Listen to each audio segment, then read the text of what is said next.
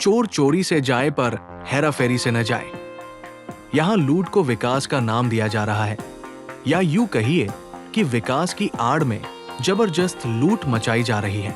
आज देश में किसानों के खिलाफ एक खतरनाक खेल चल रहा है, जिसका सबूत ये दो खबरें हैं। एक, शहर का फुट करोड़ों का, गांव का हेक्टर कौड़ियों का।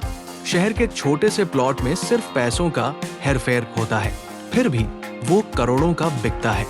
लेकिन गांव का खेत, जहां हम खून पसीना बहाकर राष्ट्र के लिए पूंजी निर्माण करते हैं, उसकी कीमत चंद कौड़िया, और हद तो तब हो जाती है जब सरकार को वो चंद कौड़िया देने में भी जोर आता है।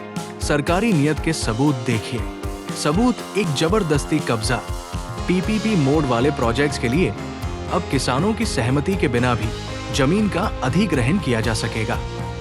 पहले 70% सहमति जरूरी थी, अब वो भी खत्म।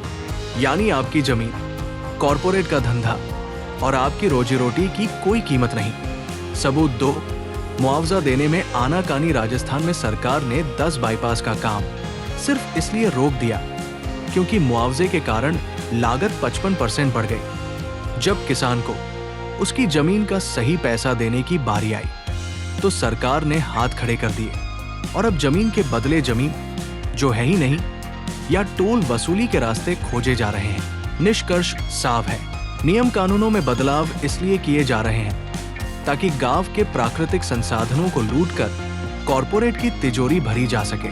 किसानों की पुरजोर मांग होनी चाहिए कि अगर हमारी जमीन पर कोई हाईवे, फैक्ट्री या प्रोजेक्ट लगता है तो हमें एक बार का मुआवजा नहीं, उस प्रोजेक्ट में हिस्सेदारी चाहिए।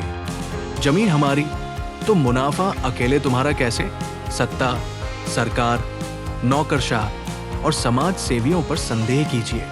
ये विकास के नाम पर आपको आपकी ही जमीन से बेदखल करने की साजिश रच रहे हैं। जागिए किसान साथियों, जमीन बचाओ, हिस्सेदारी मांगो।